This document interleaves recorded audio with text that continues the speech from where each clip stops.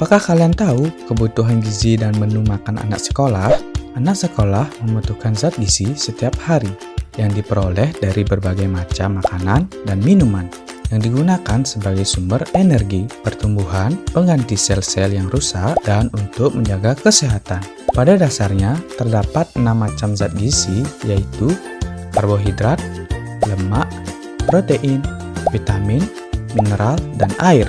Kecukupan zat gizi anak sekolah usia 10-19 tahun relatif lebih besar daripada anak sekolah usia 7-9 tahun karena pertumbuhannya relatif cepat, terutama penambahan tinggi badan. Selain usia, jenis kelamin juga mempengaruhi kecukupan zat gizi. Adanya perbedaan pertumbuhan antara jenis kelamin mulai usia 10 tahun sehingga kecukupan gizi anak laki-laki berbeda dengan anak perempuan. Pemerintah telah menetapkan kecukupan gizi tersebut dalam bentuk angka kecukupan gizi atau AKG.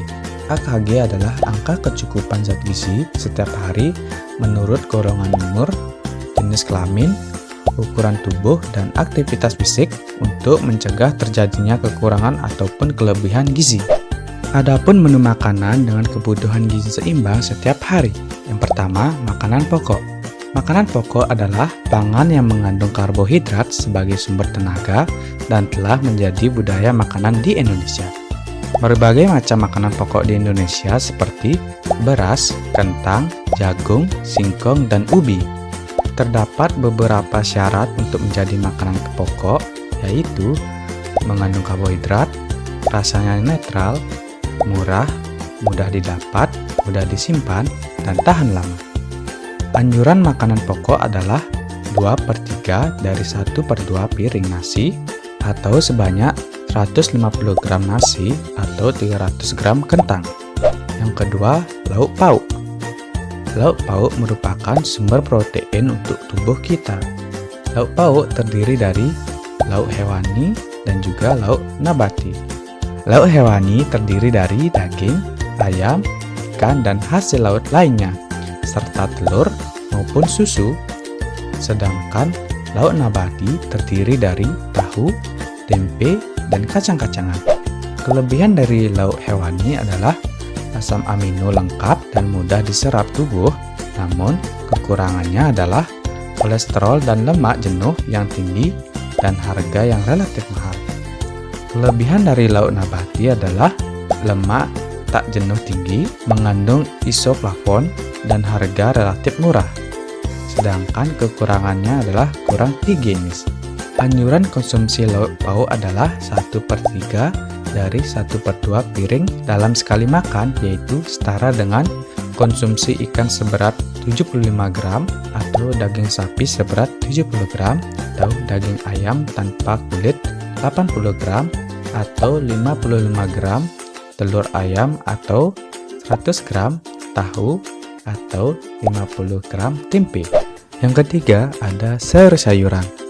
Sayuran merupakan sumber vitamin dan mineral, juga serat yang kaya akan karotin, vitamin A, vitamin C, zat besi, dan fosfor.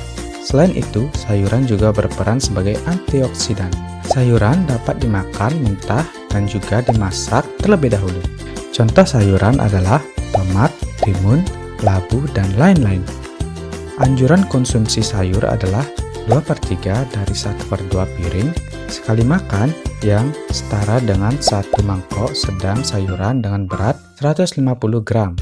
Manfaat mengkonsumsi sayuran adalah mencegah stres berlebihan, memperlancar buang air besar, mencegah penyakit kronis seperti penyakit jantung, stroke, dan kanker. Yang keempat, buah-buahan. Buah-buahan merupakan sumber vitamin, mineral, dan juga serat yang berfungsi sebagai antioksidan. Contohnya adalah pisang, melon, dan lain-lain. Anjuran mengonsumsi buah adalah 1/3 dari 1/2 piring dalam sekali makan setara dengan 150 gram pepaya atau jeruk seberat 110 gram atau 50 gram pisang. Manfaat buah-buahan adalah yang pertama, sebagai vitamin. Berbagai jenis vitamin yang terdapat pada buah yang menjaga kebugaran tubuh. Yang kedua, sumber air dan gizi. Buah merupakan sumber air untuk tubuh dan kebutuhan gizi yang dapat meningkatkan metabolisme tubuh. Yang ketiga, sumber antioksidan. Buah merupakan sumber antioksidan alami terbesar yang bermanfaat menjaga kekebalan tubuh. Yang keempat, mencegah penyakit seperti penyakit tekanan darah tinggi, jantung, stroke, dan kanker. Yang kelima, obat luar tubuh. Buah dapat digunakan sebagai obat luar seperti jerawat dan juga bisul. Selanjutnya, minum air. Tubuh manusia mengandung 2/3 atau 60-70% air.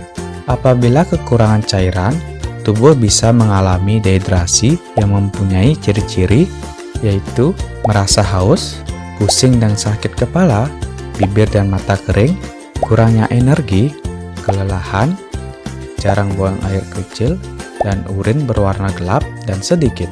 Air minum menurut Kemenkes nomor 907 tahun 2002 adalah air yang melalui proses pengolahan ataupun tanpa proses pengolahan yang memenuhi syarat kesehatan dapat langsung diminum.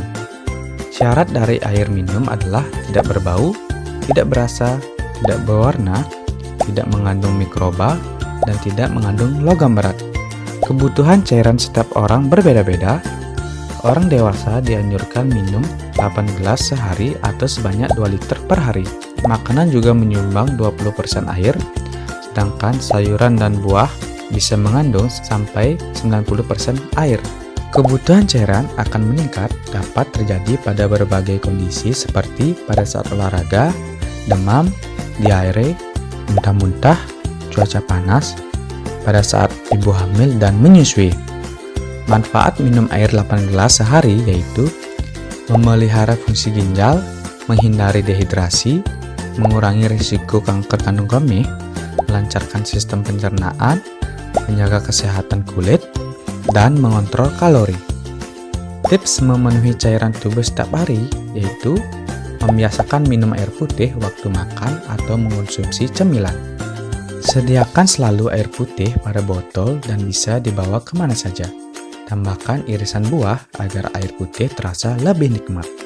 Dengan terpenuhinya zat gizi pada tubuh kalian, maka kalian akan terhindar dari berbagai macam penyakit.